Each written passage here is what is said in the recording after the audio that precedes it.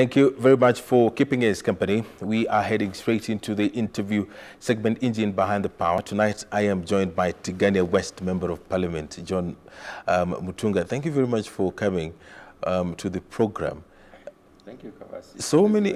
So many people, especially those who come from your region, they consider you to be one of those learned members of Parliament. We are going to get to those degrees and PhDs a little bit later on. But apart from the leader that you know, who is John Mutunga? Well, who is John Mutunga?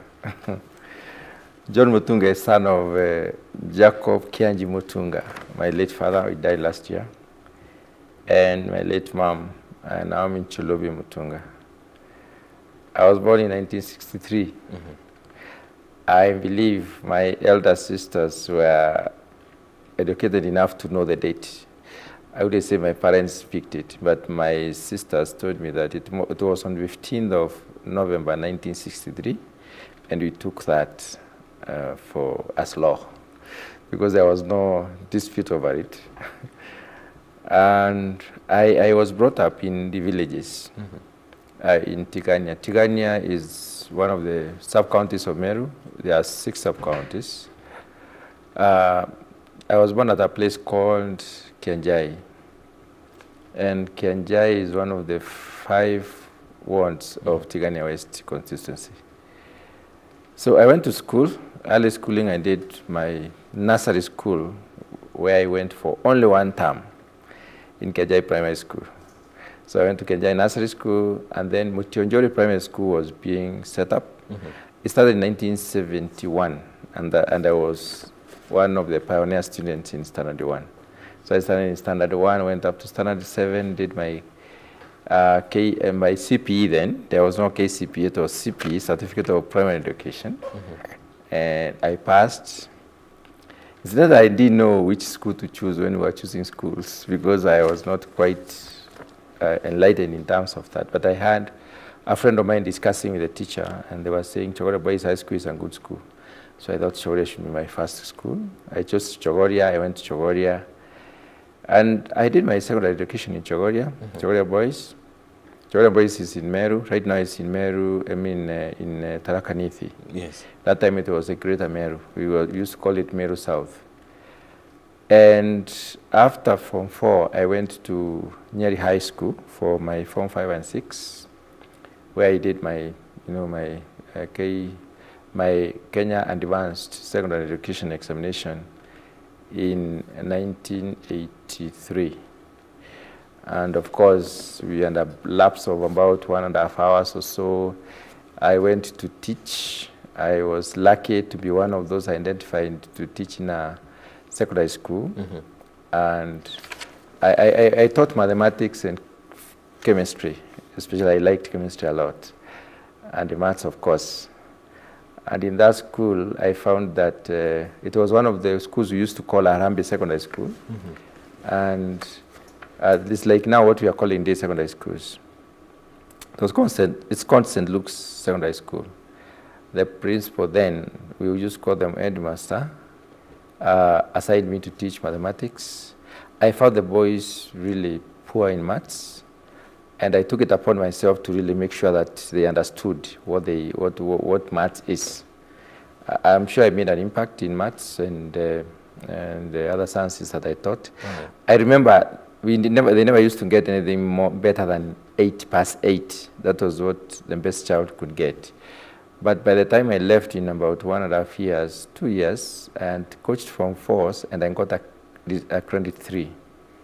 There used to be distinction 1 and 2, then some credits and so on. And then, so I got that. And some of those boys now are very senior in the Kenyan economy. They are leaders in the industries, and they're doing extremely well. Sorry to cut you short, but most of Kenyans do not know that however simple an act is, it's part of giving back. Yeah, it is. And the fact that you can watch someone grow through your guidance, nothing makes you happier. Actually, they nicknamed me Savior because I saved them. Not that I'm claiming to be Jesus, because I can't. to be blasphemous in the first place, and I'm a stout Christian. I wouldn't go that direction. They called me Savior. That was my name. I saved them in maths and in a bit of the other sciences that I taught, but I liked maths a lot, so I taught them that. Then I went to university. Before university, of course, I went to the National Youth Service, and being tall and active, and having been in the best company, it was called Kifaru that time. Kifaru was the best company, and I was the right marker. The right marker was the most industrious and tallest person in the company. So we did extra training, and I learned the best company out of the parade, which means I led the entire parade out, 2,550 of us. So we graduated, and then we went to the university. I did a Bachelor of Science in Agriculture. I liked agriculture a lot because I grew up in a farm family, and my father used to be one of the demonstration farmers, the lead farmers. And I realized that throughout his life, we never learned anything. We used to prepare the land for agriculture, and then we could do our own things on the rest of the farm. So I was curious to find out how can we reduce labor in agriculture itself so that it becomes less laborious. And I thought taking agriculture as a course was a good idea, so I did. And I graduated, I think, it was 1988. That time we used to be posted from college, so I was posted to initially Undani, and according to what my friends told me, that if you go to Coast Province as a young man, you'll never come back. So I didn't know not to come back. I knew I had aging parents to take care of, I had my siblings to think about, and my life too. So what I did is I requested for a transfer to either Central Kenya or Eastern Province. That's after reporting to work, or you wrote before I reported, we had some window of opportunity to request for a change of transfer. So that time I remember I met a Mr. Amiani in charge of posting that time, and Mr. Amiani looked at me and told me, young man, you want to go to Central Kenya, you just want to live around Nairobi, I'll send you to Eastern Province. And he sent me to Meru. He didn't know that. He didn't know I came from Meru. So what I did, I told him, please let me not go to Meru, let me go to Marsabit or Isiolo. So he sent me to Isiolo. Wow. And then I did my first 3 years in Isiolo. I was in charge of animal production in the district. I covered the entire Isiolo. It is ASAL. ASAL means arid and semi-arid. We used to go for as many as 22 days out there to do extension, to train farmers on what they need to do on livestock keeping. I learned a lot of range management, which was really new for me. And then after that, I was promoted. You know, you started at Animal Production Officer 2, so I became an Animal Production Officer 1, and I was promoted to become in charge of livestock extension in Nyandarua. So I went to Nyandarua district, and I served for about 3 years. And then while I was in Isiolo, of course, I got married. And I got married to my high school fiancée. She's called Sheila. A typical love story. And then, of course, Kenya has gone through so much in terms of agriculture. We have seen technology being used in agriculture. We've seen the difference that it makes. But back then, if you compare what we have today and what you were dealing with back in the days, how big of a difference is it? I think that time agriculture was better organized. It was more targeted towards training the farmers to produce better, to produce more effectively. There was sufficient coverage in terms of staff numbers and the technology. The technology transfer aspect was better than today. Why am I saying this? Because there has been diminishing number of extension officers across the board. There has been a reduction in number of extension officers.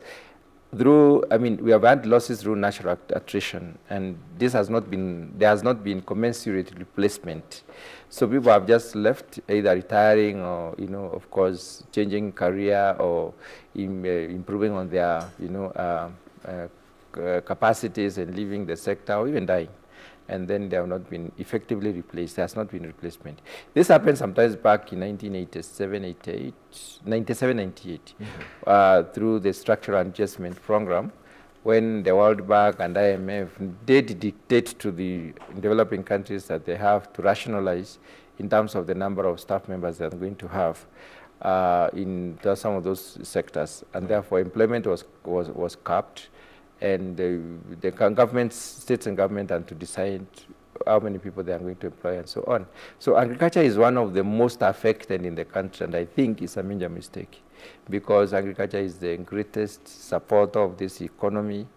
It is #1 contributor to the GDP. Right now we are talking about 34% directly and about 27 or so percent indirectly. So really it is the mainstay of the economy of this country, and it is the least recognized and supported by Mrs.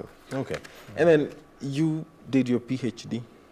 Yeah, really, after about 5 years in Ndaro, I was promoted again. I went to Nakuru as the District Livestock Production Officer, and then after that, I thought I had been applying for a scholarship, government scholarship, but I didn't get it. So after about 12 years of service in the government, I now decided to go back to school. I did my master's. I did a master of Arts in Development Sociology, and I majored in Advanced Disaster Management. And then immediately I enrolled for PhD. I did my master's in University of Nairobi as I did the bachelor's, and then I registered for PhD in KU. I did my PhD in what I may call environmental sciences. It's Anglo because I did my thesis on the socio-economic empowerment of smallholder farmers. But then I majored on the utilization of biogeophysical resources. And biogeophysical, in this case, I looked at the environmental resources in terms of the biological resources, the physical resources, and the geographical resources. So I married the two and linked up and showed that smallholder farmers can actually be empowered. So how did you find yourself in politics? Because clearly you were doing so well for yourself. Actually, as I left for studies, I identified a job in private sector and left public sector for private sector. I grew up in that institution to become the CEO, and I served as a CEO for about 14 years. And I was very comfortable. However, you know, there is a call that comes sometimes. My people wanted me to go back and serve them for some time. I tried that in 2013, and I did not go all the way because I had unfinished business in my former organization. So what I did is that I requested them to give me 5 years, and I could go back and try to serve them for a few years. I did development advisory across Africa. I did work in many countries, 16 countries in Africa. I was offering advisory services to institutions, to formations, even to governments. And I remember I set up, in the post-independent South Africa, I set up the agricultural system in southwestern African Cape Province. It's called Western Cape Province. So through this, I gained a lot of experience, and I was actually getting a lot of, assignments across the domain of agriculture. And I was also teaching at the university. I enrolled as a lecturer, and I could do part-time lecturing in some of the universities. I taught in KU, I taught in JKUAT, and even in the cooperative college before they became a fully fledged university. And I was also a member of the council, University Council of Kemu, and also a member of the Board of Trustees and so on. So I did many things. But then I found myself thinking about my people a lot more because I had done a lot of development, and I could see it working. There were the small things we were doing, and they could work very well in Zambia, in Uganda, in Tanzania, in many other African countries, and also had a lot of experience in the Eastern world, the Far East, and also in Europe. So I thought I could apply some of these principles to our people for some time. And so I offered to actually take up politics, because I knew the only way you can bring your people together to think and reason with you is through politics. It's only one person in a constituency who would call people to a thought process, and that's a politician. And we are counting years now from 2017. And of course, your development track record will be used to judge you when you decide to seek another term in office. But In terms of food security, and speaking of Tigania West and the whole of Meru County, are we food secure? Well, if you ask any Kenyan who doesn't come from Meru, whether Meru is food secure, they'll tell you yes.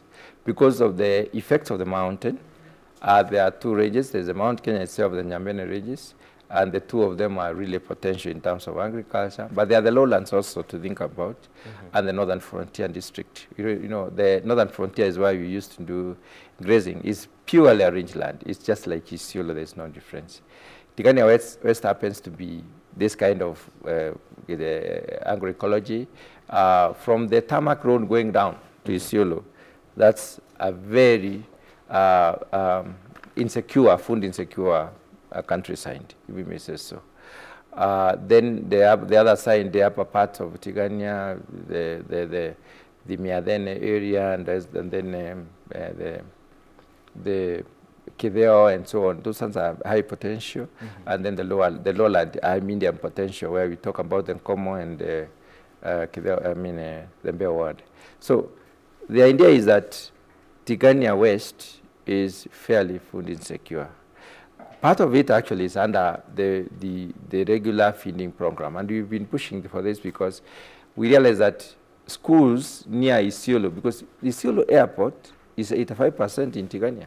Right. So because Tigania borders Isiolo, Tigania West borders Isiolo town, and when they were doing the airport, they got in and they compensated the people who are living around that area, and therefore they built the airport. So most of the airport is in our land, so which means therefore the agroecology of Tigania West is the same as the Isiolo agroecology. So we've been negotiating for the government to consider Tigania West to be one of the endemic areas that need to be considered, especially on family relief, and therefore it's not really we cannot say it is food secure. In most cases, like for the last 2 seasons, since April last year, we did not have rain in some parts of Tigania. All right. And this is the time we have sufficient rains, and we are happy that at least we have that. We are really pressed for time, but 2 things as we wind up. In less than a minute, if we can. Yeah. The BBI, the report is not yet out, but we have seen a number of your colleagues coming out, piling pressure on the task force to draw a favorable report. Okay. In less than a minute, what is your take on this? BBI is under discussion because it's still concealed. It's a concealed document, and it has been hyped a lot, and everybody believes that it bears some influence on the direction politics will take and development paradigms will change into in the Kenyan economy. That's the reason why people are talking about BBI, which they don't know about. And I'm sure even you in the media are flashing out some of the ideas which we don't know whether they are correct, whether they're anchored in BBI or not. So we are saying that BBI, we need to see the report and read it. All right. Yeah. And finally, is Parliament and the executive headed towards a coalition course over the interest rates capping? Well, I'll tell you one thing for sure. There has been a bit of changes in the way laws are made in this country. And whenever Parliament is the institution, Senate and the National Assembly at the national level that is mandated to make laws for this country. Unfortunately, we have seen a bit of executive interference. And we have seen that sometimes the president does send memos to the Parliament, and it prescribes the way the legislation will look like. In our very in my very concerned opinion, I think what the president should do is send a memo and generally guide the Parliament to think through issues and not amend the legislation from State House. Well, that is wrong. So in this particular case, the Parliament is fully united because politics are local. Elections are local. We are representing our people. We know about interest capping. It affects the Kenyans. That legislation went through what is called the public participation, and what comes from State House does not have public participation. I know the message will come to Parliament. Of course, the Speaker will read it. I don't know why he's still holding on to it, but we are waiting to cover it as well. But thank you very much for coming to the program, Honorable John Mutunga. Thank you, too. All right, and we are taking a short break, of course. Yes, I am on this camera. Thank you. We are taking a short break, but when we come back, business news. Asante sana.